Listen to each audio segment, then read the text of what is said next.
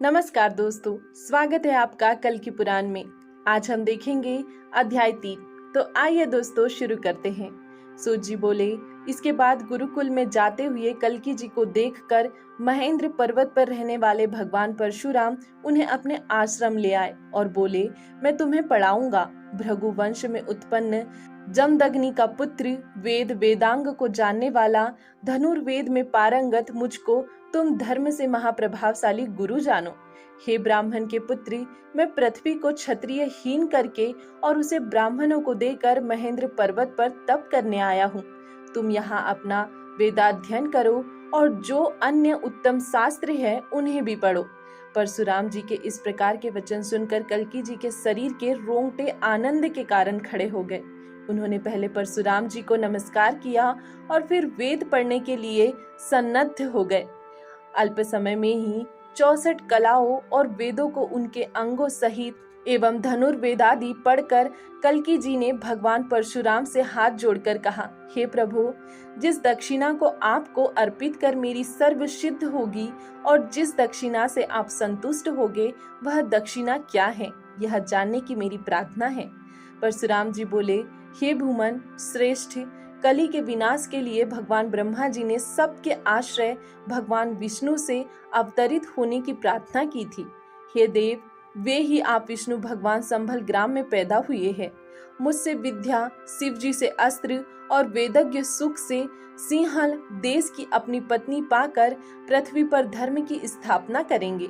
इसके बाद दिग्विजय करते समय धर्महीन और कली के प्रिय राजाओं तथा बौद्धों का विनाश कर आप धर्मराज मरु और वेदापी को स्थापित करेंगे।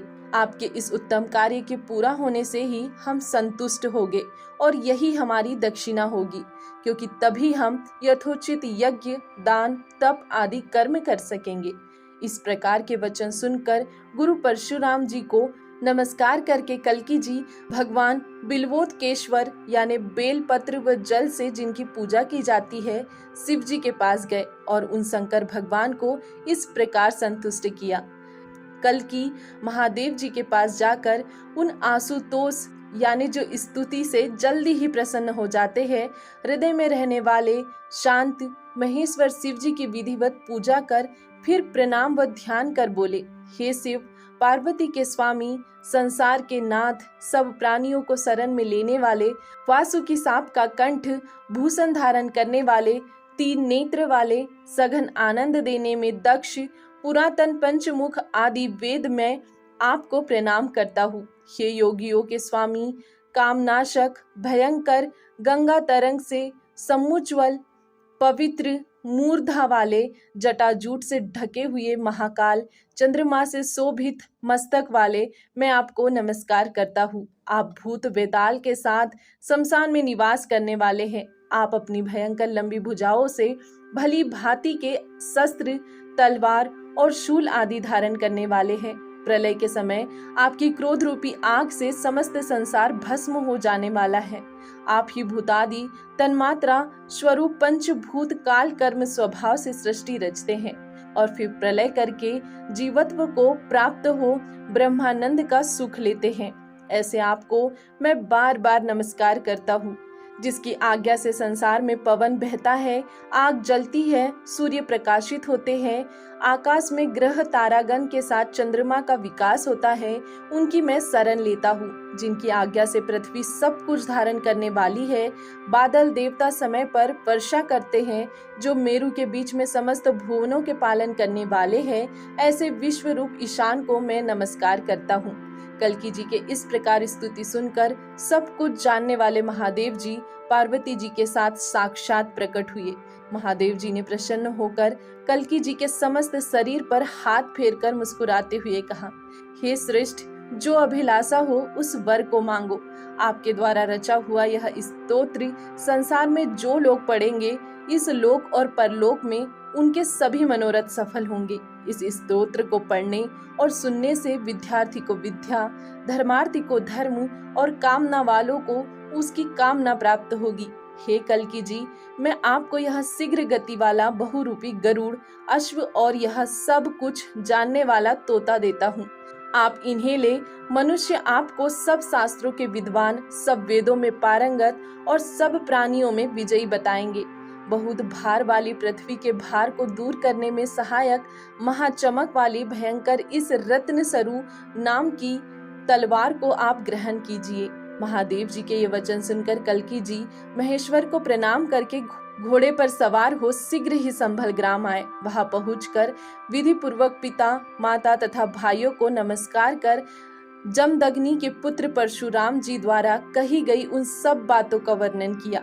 महादेव जी के वरदान की बात भी कहकर परम तेजस्वी कल्की जी अपनी जाति वालों से प्रसन्नचित हो शुभ कथा कहने लगे। गगर्य, भगर्य तथा विशाल आदि इस वृत्तांत को सुनकर बहुत प्रसन्न हुए और संभल ग्राम निवासियों में एक दूसरे से कहकर इस कथा का प्रचार हुआ। संभल ग्राम निवासियों के मुख से यह संवाद सुनकर विशाख युवराज समझ गए कि कली को समाप्त करने के लिए हरि भगवान ने पृथ्वी पर अवतार ले लिया है।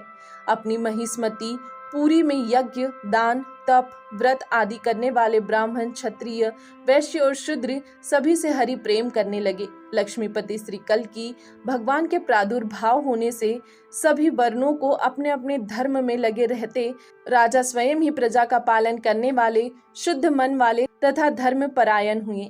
लालच, झूठ आदि धर्महीन कार्यों के वंश वाले लोग महिष्मती नगरी के निवासियों को धर्मपरायण देखकर बहुत दुखी होकर वहां से चले गए।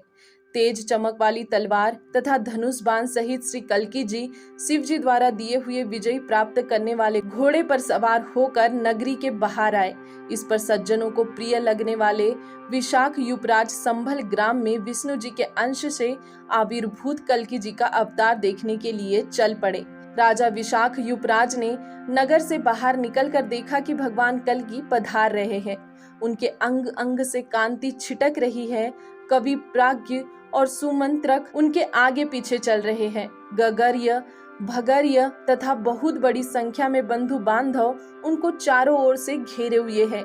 इस प्रकार वे ऐसे लग रहे हैं मानो ताराओं के बीच में चंद्रमा अथवा देवताओं से घिरे उच्चेह श्रवा घोड़े पर विराजमान इंद्र हो। कल्की जी को देखकर विशाख युवराज का शरीर रोमांचित हो गया। वे झुक गए और तत्काल पूर्ण वैष्णव हो गए। राजा के साथ रहते हुए कल्की जी ने पहले बताए गए ब्राह्मण, क्षत्रिय, वैश्य आदि वर्णों तथा आश्रमों के धर्मों को पुनः संक्षेप में बताया। कल्की जी ने कहा, हमारे अंश कली के पाप से भ्रष्ट हुए थे। हमारे जन्म लेने पर धर्म मार्ग से मिले हैं। आप लोग राजसूय और अश्वमेध यज्ञ का अनुष्ठान कर उनके साथ ही मेरी उपासना करें, क्योंकि मैं ही परलोक हूँ, मैं ही सनातन धर्म हूँ। काल, स्वभाव और संस्कार मेरे अनुगत होकर ही काम करते हैं। चंद्रवश मैं उत्पन्न देवापी और सूर्य वंश के उत्पन्न मरु नाम के राजाओं को स्थापित कर मैं सतयुग की स्थापना कर सदगति को प्राप्त होऊंगा। यह वचन सुनकर राजा विशाख युवराज ने श्री कल्की को प्रणाम कर मनोवांछित श्रेष्ठ वैष्णव धर्म के बारे में बताने को कहा। इस प्रकार राजा के वचन सुनकर कली कुल को नाश करने की अभिलाषा से अवतार लेने वाले श्री कल्की जी ने अपने परिजनों और परिषद के लोगों को प्रसन्न करने वाले मधुर वचन से साधु धर्म की व्याख्या करनी आरंभ की। दोस्तों, यहाँ अध्याय 3 समाप्त होता है। चौथा अध्याय देखेंगे हम अगले वीडियो में। तब तक के लिए धन्यवाद।